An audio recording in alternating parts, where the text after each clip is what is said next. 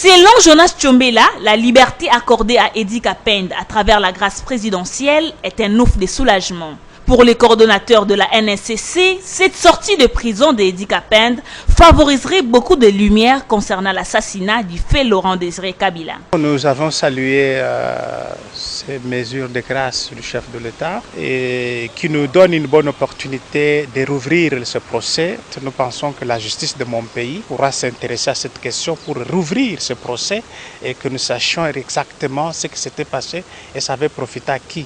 Et il y a beaucoup de versions qui circulent. Quelle est la meilleure version qui peut être certifiée par la justice? Parce que nous n'avons pas qualité de le certifier. En même temps, nous avons deux vœux de voir le procès se rouvrir. Parce qu'il n'y a pas assez de lumière. Il y a des gens qui sont morts là-bas en prison, il y a des gens qui sont en fuite, qui n'ont jamais répondu de tout cela. Il faut reconstituer le fait pour que nous sachions exactement.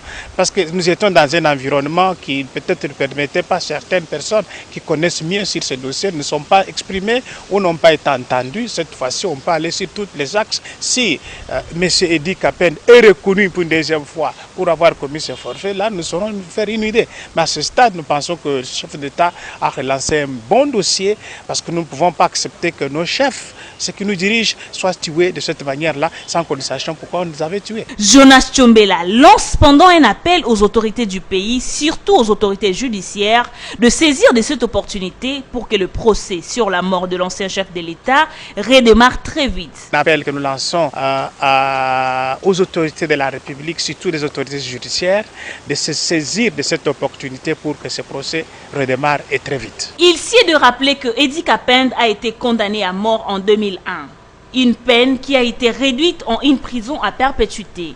Et le 31 décembre dernier, cette peine a été ramenée à 20 ans de prison par une grâce présidentielle.